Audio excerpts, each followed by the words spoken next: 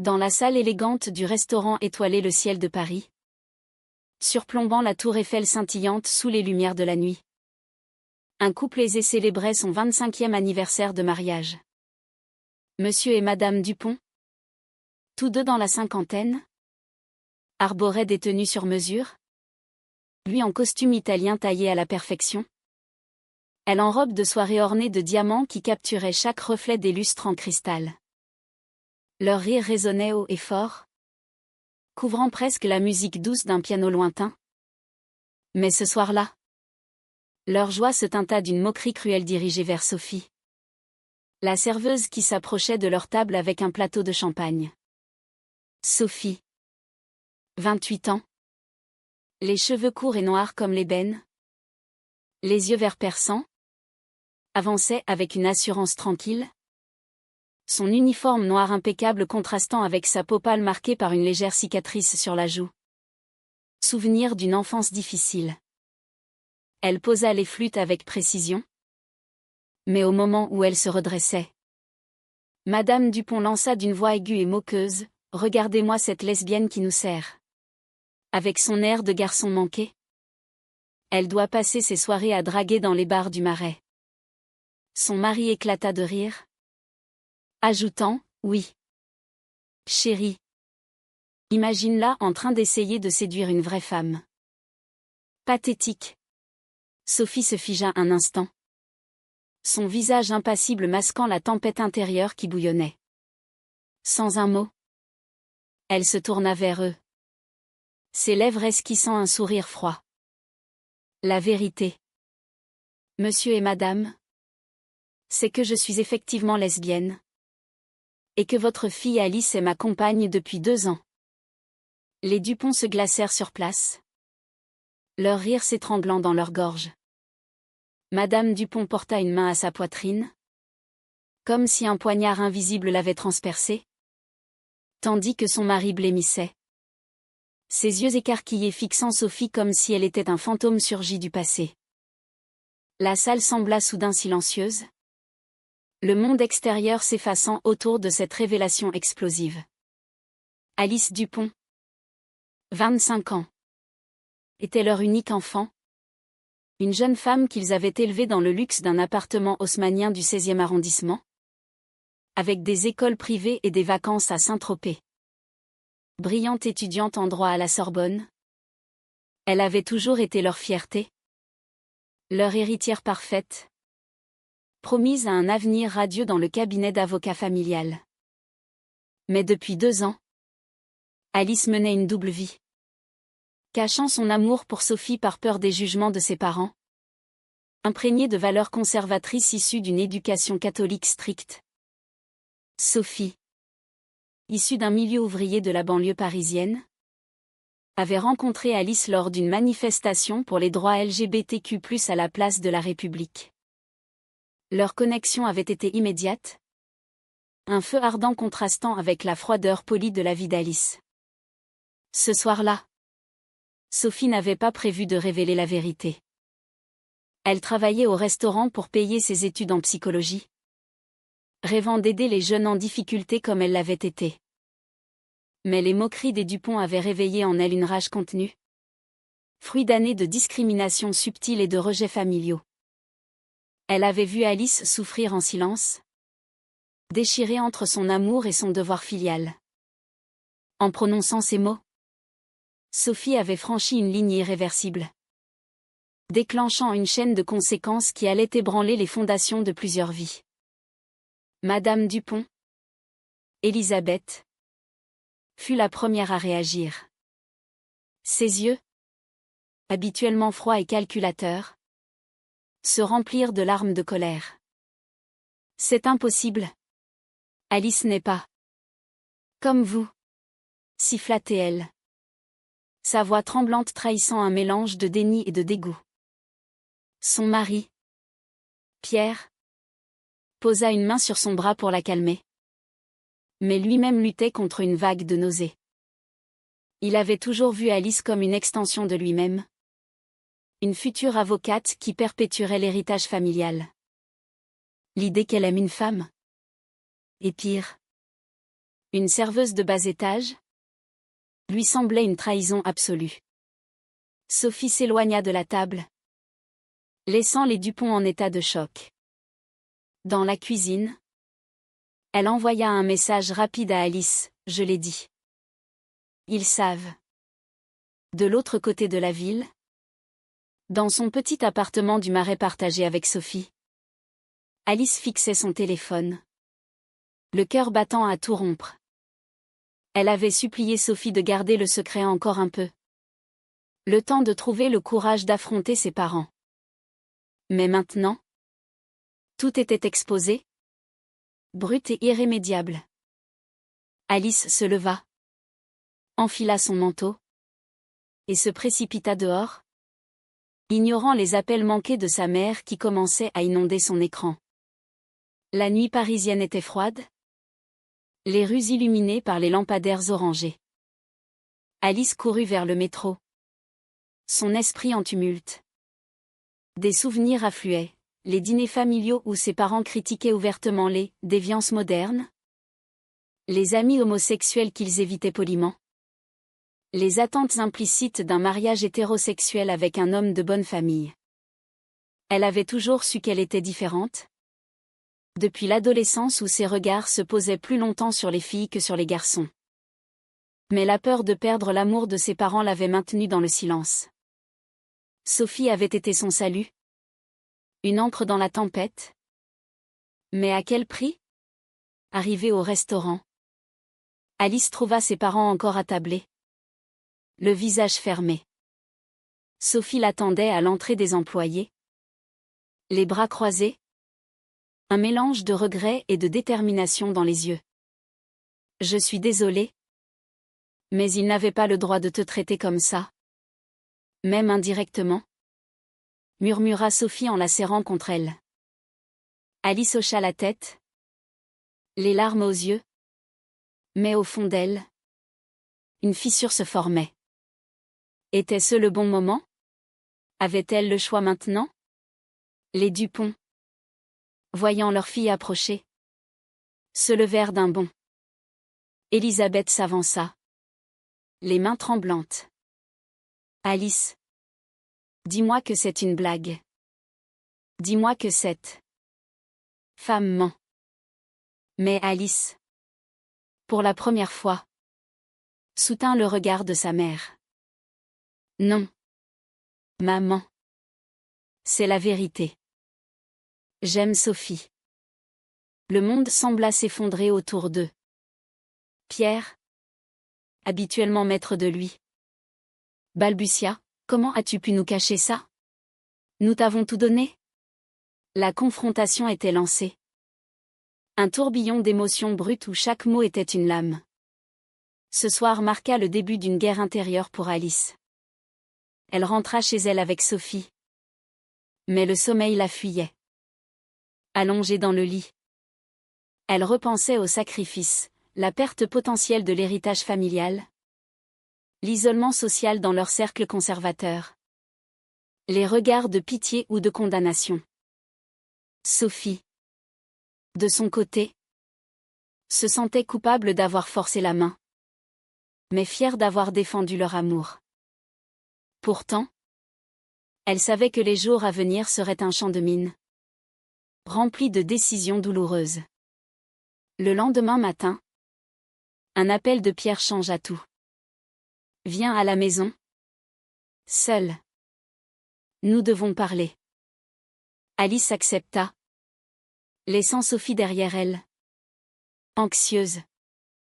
En arrivant dans l'appartement familial, elle trouva ses parents assis dans le salon, l'air grave. Elisabeth commença, nous t'aimons. Alice. Mais ça, c'est contre nature. Pense à ton avenir, à notre famille. Pierre ajouta, si tu persistes, nous devrons prendre des mesures. Ton fonds d'études, ton appartement. Tout ça pourrait disparaître. Alice sentit son estomac se nouer. Était-ce du chantage? Une preuve d'amour tordu? Elle quitta la maison en larmes, déchirée entre son cœur et son sang. Sophie. Attendant son retour? Vit Alice effondrée. Il me force à choisir? Sanglota-t-elle. Sophie la serra fort. Mais intérieurement, elle se demanda si leur amour survivrait à cette pression. Les conflits intérieurs s'intensifiaient. Chaque personnage affrontant ses démons, les Dupont avec leur rigidité morale. Alice avec sa loyauté divisée. Sophie avec sa peur de l'abandon. La tension montait. Inexorable. Les jours suivants furent un tourbillon de silence pesant et de conversations explosives. Alice, coincée entre deux mondes, passait ses nuits à peser le pour et le contre. D'un côté, l'amour pur et libérateur qu'elle partageait avec Sophie. Ces moments volés où elle se promenait main dans la main le long de la Seine, riant des absurdités de la vie. De l'autre, la sécurité familière de son éducation, les attentes d'une carrière stable, et l'amour conditionnel de ses parents qui, malgré tout, l'avaient élevée avec dévouement. Elle se surprit à douter, était-ce vraiment de l'amour? Ou une rébellion adolescente tardive? Sophie, sentant le fossé se creuser, décida de confronter Alice. Assise dans leur petit salon encombré de livres de psychologie et de dossiers juridiques, elle demanda, « Qu'est-ce que tu vas faire? Tu ne peux pas vivre dans le mensonge éternellement. » Alice, les yeux rougis par le manque de sommeil, répondit, « Je ne sais pas. Il menace de tout me couper. Comment on vivra? » Sophie se leva. Frustrée. « On se débrouillera. J'ai toujours survécu sans argent. Mais si tu choisis l'argent plutôt que nous, alors c'est fini. » Ces mots planèrent comme une menace, forçant Alice à affronter sa propre lâcheté. Pendant ce temps, les Dupont luttaient avec leurs propres démons. Élisabeth, élevée dans une famille catholique traditionnaliste de Provence, voyait l'homosexualité comme un péché, une déviance à corriger. Elle passa des heures à prier dans la chapelle Notre-Dame de la Garde lors d'un voyage impromptu à Marseille, cherchant des réponses divines. Pierre, plus pragmatique, consulta un avocat pour explorer les options légales concernant l'héritage. « Nous ne pouvons pas laisser notre lignée s'éteindre comme ça, » murmura-t-il à sa femme. Mais au fond, une culpabilité rongeait Élisabeth, avait-elle été trop stricte? Étouffant les signes précoces chez Alice? Une rencontre fortuite accentua la tension. Sophie, lors d'une pause au travail, croisa Pierre dans une brasserie voisine. Il l'aborda, le visage dur. « Vous avez ruiné notre famille. Alice mérite mieux que vous. » Sophie, contenant sa colère, répliqua, « Alice mérite d'être aimée pour qui elle est. Pas pour ce que vous voulez qu'elle soit. » Pierre partit furieux. Mais ces mots semèrent le doute en Sophie. Était-elle vraiment digne d'Alice? Avec son passé chaotique abandonné par sa mère à 15 ans? Élevée par une tante indifférente?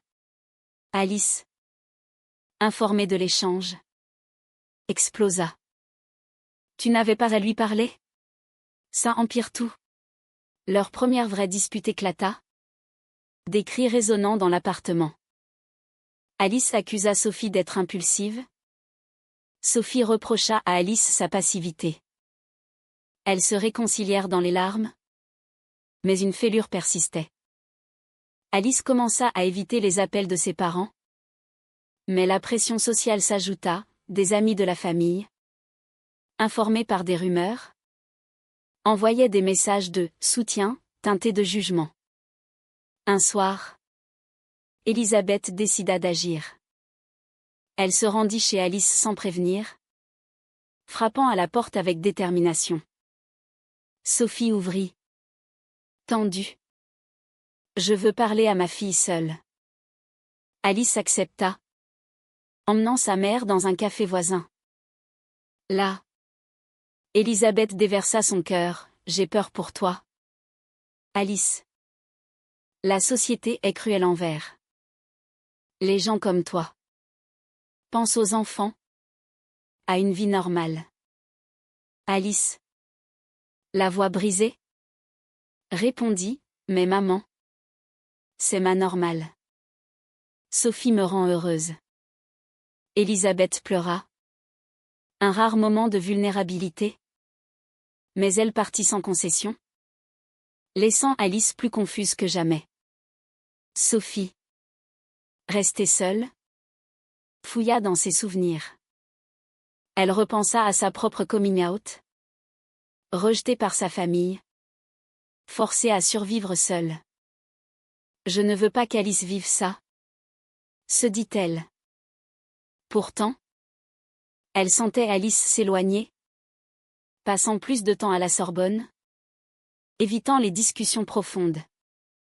Une décision se forma en elle, si Alice ne choisissait pas, elle le ferait pour elles deux. Les conflits s'entremêlaient. Pierre, lors d'un dîner d'affaires, entendit des collègues moquer les modes LGBTQ+, renforçant son déni. Il appela Alice, reviens à la raison. Ou oublie-nous. Alice raccrocha, tremblante, et courut vers Sophie. Je ne peux pas les perdre, avoua-t-elle. Sophie, le cœur serré, répondit, alors, choisis-les. Mais Alice refusa, embrassant Sophie avec désespoir. Leur amour semblait plus fort, mais la tempête approchait. Une trahison inattendue surgit. Alice, sous pression, accepta un rendez-vous arrangé par ses parents avec un jeune avocat. Prétendument pour un réseau professionnel. Sophie l'a pris par accident, fouillant le téléphone d'Alice. La confrontation fut dévastatrice. Comment as-tu pu, hurla Sophie. Alice pleura, c'était juste un dîner. Je n'ai rien fait. Mais le doute s'installa. Une fissure devenue abîme. Sophie partit en claquant la porte, errant dans les rues pluvieuses de Paris, se demandant si leur relation valait tant de douleur. Alice, seule, appela sa mère. Aidez-moi. Maman. Je suis perdue. Elisabeth triompha intérieurement, voyant une ouverture. Elle invita Alice à passer la nuit chez eux, où Pierre et elle commencèrent un lent lavage de cerveau. Sophie te manipule. Reviens à nous. Alice écouta, épuisée. Mais au matin, un message de Sophie la réveilla. Je t'aime, mais je ne peux plus attendre. Le choix était imminent. Chaque seconde augmentant la tension. La rupture sembla inévitable. Sophie, réfugiée chez une amie dans le quartier de Belleville, passa des jours à ruminer. Elle travaillait mécaniquement au restaurant, évitant les tables des couples heureux. Son esprit hanté par les souvenirs d'Alice, leur premier baiser sous la pluie. Les week-ends à la campagne en Normandie, où elle rêvait d'un avenir ensemble. Mais la réalité la rattrapait, les différences de classe. Les pressions familiales. Était-ce une bataille perdue d'avance? Sophie consulta une thérapeute. Une femme lesbienne expérimentée, qui l'encouragea. L'amour vrai demande des sacrifices, mais pas l'abandon de soi. Alice, de son côté, sombra dans une dépression silencieuse. Chez ses parents, elle feignait la normalité, assistant à des dîners mondains où on la présentait à des parties convenables. Mais chaque sourire forcé était une trahison envers elle-même.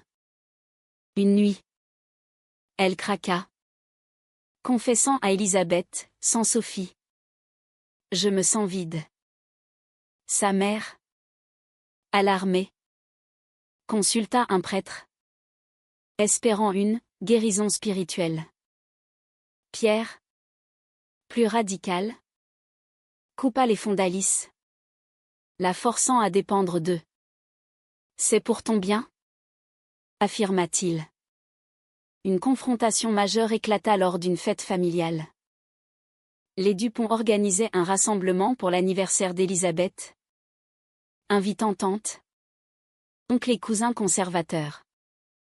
Alice y assista, seule. Mais Sophie, informée par une amie commune, décida d'apparaître. Elle s'infiltra discrètement, attendant le moment opportun. Au milieu des toasts, elle s'approcha d'Alice, murmurant « On doit parler ». Les Dupont la virent, et l'enfer se déchaîna. Pierre hurla « Sortez d'ici !» Élisabeth pleura « Vous détruisez tout !» Alice, prise au piège, défendit Sophie « Non. Papa. C'est vous qui détruisez. » Pour la première fois, elle affronta publiquement ses parents, révélant leur chantage à la famille assemblée. Des murmures choqués emplirent la pièce. Une tante, plus libérale, intervint, laissez-la vivre sa vie. Mais la majorité soutint les Dupont, renforçant leur isolement. Sophie et Alice fuirent ensemble. Mais la victoire était amère. Ils ne me pardonneront jamais, sanglota Alice dans la voiture. Sophie répondit, peut-être pas. Mais tu te pardonneras à toi-même. Les répercussions sociales s'abattirent. Alice perdit des amis d'enfance. Jugée, déviée. À la Sorbonne, des rumeurs circulaient, affectant ses notes. Sophie, virée du restaurant après une plainte des Dupont, chercha un nouveau job, luttant financièrement. Elles emménagèrent dans un studio exigu à Montmartre, partageant des repas frugaux. Mais leur lien se renforça dans l'adversité. Pourtant, des doutes persistaient. Alice regrettait-elle son choix? Élisabeth, rongée par la culpabilité, commença à questionner ses croyances. Elle lut des livres sur l'homosexualité, assista à une réunion PFLAG, Parents and Friends of Lesbians and Gay, à Paris. Une mère y partagea son histoire similaire, touchant Élisabeth. « J'ai perdu ma fille en la rejetant ?» dit-elle. Élisabeth rentra changée. Confrontant Pierre, « Et si on avait tort ?» Pierre, obstiné, refusa, « C'est contre nos valeurs. » Leur mariage craqua. Des disputes nocturnes révélant des fissures cachées. Sophie, sentant la fragilité d'Alice, proposa une thérapie de couple. Lors des sessions, elles déballèrent tout, les peurs d'abandon de Sophie, la quête d'approbation d'Alice. Le thérapeute nota, « Vos choix définissent qui vous êtes. » Alice décida d'écrire une lettre à ses parents, exprimant son amour et sa douleur. « Je ne peux pas changer qui j'aime. Mais j'espère que vous changerez votre regard. » Pierre intercepta la lettre, la lisant en secret. Pour la première fois, il pleura, repensant à son propre père rigide qui l'avait forcé à une carrière non désirée. Était-il en train de répéter l'histoire? Il appela Alice. La voix tremblante, « Viens dîner. » Avec elle. L'invitation était un olive-branche fragile. Mais Alice accepta, nerveuse. Le dîner fut tendu. Assis autour de la table familiale, les Dupont fixaient Sophie avec méfiance. Élisabeth tenta, « Parlez-nous de vous. » Sophie raconta son parcours, sa résilience. Pierre posa des questions pointues. Mais progressivement, une compréhension émergea. Alice, osant, prit la main de Sophie sous la table. À la fin, Élisabeth murmura, « Nous avons besoin de temps. » C'était un pas. Mais pas une victoire. Pourtant, une trahison finale menaça tout. Une cousine jalouse, apprenant l'invitation, répandit des rumeurs exagérées dans la presse locale, exposant la famille à la vindicte publique. Les Dupont, humiliés, reculèrent. Pierre annula les futures rencontres, c'est trop. Alice, dévastée, accusa Sophie, tout ça à cause de ta révélation initiale. Sophie, blessée, répliqua, et ton silence éternel? Leur relation vacilla à nouveau, chaque décision pesant comme un fardeau. La tension culmina lors d'une manifestation pour l'égalité à la Bastille. Alice et Sophie y participèrent, brandissant des pancartes, entourées de milliers de voix unies. Mais au milieu de la foule, elles croisèrent Élisabeth, venue incognito pour observer. Leurs regards se croisèrent, un moment chargé d'émotion. Élisabeth s'approcha, je suis venue voir ton monde. Alice, surprise, l'invita à marcher avec elle. Sophie resta en retrait, méfiante. Pendant la marche, Élisabeth posa des questions sincères, écoutant les histoires de discrimination. Pour la première fois, elle vit au-delà de ses préjugés. Pierre, apprenant cela, explosa, tu fraternises avec l'ennemi. Leur mariage, déjà fragile, se brisa. Élisabeth quitta la maison pour un hôtel, réfléchissant à sa vie. J'ai sacrifié mon bonheur pour des apparences, se dit-elle. Elle contacta Alice en secret, organisant des rencontres clandestines où elle apprenait à connaître Sophie. Tu es forte, Sophie. Plus que je ne l'ai été. Sophie, touchée, baissa sa garde. Alice, sentant un espoir, pressa Sophie, ma mère change. Donne-lui une chance. Mais Sophie, marquée par les rejets passés, hésitait. Une décision morale la tourmenta, pardonner ou protéger son cœur? Elle choisit le pardon, invitant Élisabeth à un café. Là, elles parlèrent des heures. Partageant des douleurs communes, Élisabeth révéla un amour de jeunesse étouffé par sa famille. J'ai choisi la sécurité. Et je le regrette. Pierre, isolé, affronta ses propres mœurs. Il consulta un psychologue, explorant son éducation rigide. Une révélation le frappa, son meilleur ami d'enfance était gay. Et il l'avait abandonné par peur sociale. La culpabilité le submergea. Il appela Élisabeth, j'ai eu tort. Rentrons ensemble. Leur réconciliation fut lente, mais réelle, menant à une acceptation progressive d'Alice. Pourtant, un dernier conflit surgit. Sophie reçut une offre d'emploi à Lyon, loin de Paris.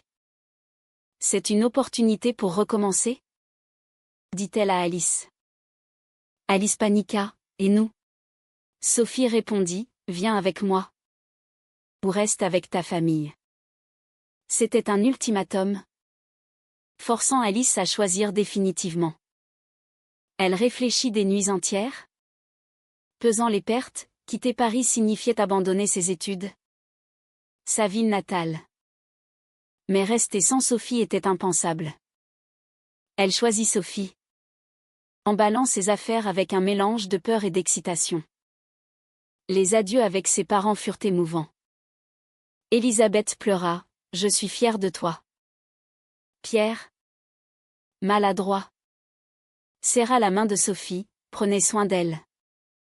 C'était une approbation tacite. Un pas géant. À Lyon, elles recommencèrent. Sophie en tant que psychologue stagiaire. Alice reprenant ses études en ligne. La vie était plus simple, loin des jugements parisiens. Mais les cicatrices restaient, Alice rêvait parfois de son ancien luxe. Sophie luttait contre la méfiance. Leur amour, forgé dans le feu, était plus résistant. Élisabeth et Pierre, seuls à Paris, réinventèrent leur relation. Ils assistèrent à des événements LGBTQ+, devenant alliés inattendus. Élisabeth rejoignit une association, aidant d'autres parents. Pierre révisa l'héritage, assurant un fonds pour Alice sans condition. 1 an plus tard, lors d'une visite à Lyon, la famille se réunit. La tension initiale s'estompa en rires partagés. Sophie et Alice annoncèrent leur projet de mariage civil, provoquant des larmes de joie. Mais au fond, chacun payait le prix, les Dupont leur rigidité brisée, Alice sa sécurité perdue, Sophie sa solitude vaincue. La société, impitoyable, continuait ses murmures, mais ils avaient choisi l'authenticité. Dans les mois suivants, les défis persistèrent. Sophie affronta des patients homophobes, testant sa résilience.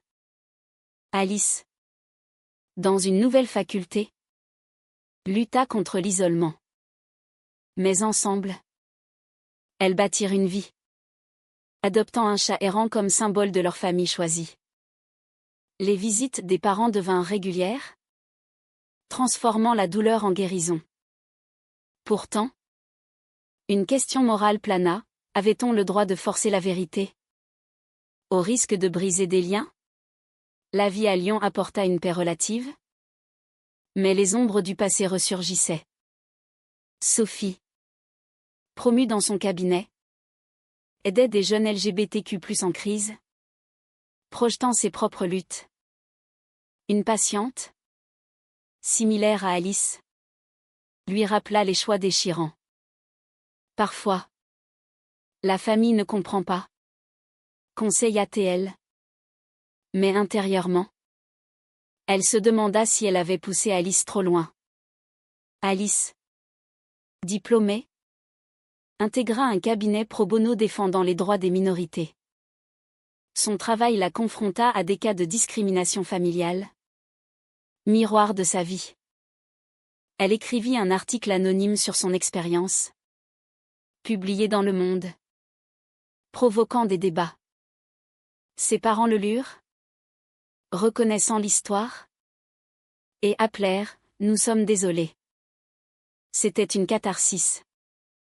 Les Dupont, transformés, organisèrent un voyage familial en Provence, revivant des souvenirs. Là, Pierre avoua à Alice « J'ai eu peur de te perdre. Mais j'ai réalisé que te forcer était te perdre vraiment. » Élisabeth ajouta « L'amour n'a pas de genre. » Sophie, intégrée, se sentit enfin acceptée. Mais un twist final, une ancienne amie d'Alice, jalouse, révéla des détails intimes à la presse, exposant leur histoire. Les médias s'emparèrent de l'affaire, peignant les Dupont comme des conservateurs repentis. La pression publique testa leur unité. Alice et Sophie affrontèrent des interviews, défendant leur droit à la vie privée. « Notre amour n'est pas un spectacle », déclara Alice. Les Dupont soutinrent publiquement leur fille, Pierre donnant une conférence sur l'évolution personnelle. Cela cimenta leur réconciliation, mais au prix d'une exposition douloureuse. Sophie, traumatisée par la trahison, questionna Alice, vaut-il mieux le silence ou la vérité? Alice répondit, la vérité. Même si elle blesse. Leur mariage eut lieu dans une petite chapelle laïque à Lyon, entourée d'amis et familles. Les vœux furent émouvants, je choisis toi. Malgré tout. Les Dupont applaudirent, larmes aux yeux. C'était une victoire, mais marquée par les sacrifices, amitié perdue. Carrières altérées. Cœur cicatrisé. Des années plus tard. Alice et Sophie. Élevant une nièce adoptée. Regardaient en arrière. Les conflits avaient forgé leur force. Mais posaient des questions éternelles sur la morale. L'amour et la société. La vérité libère-t-elle vraiment? Ou détruit-elle parfois plus qu'elle ne guérit?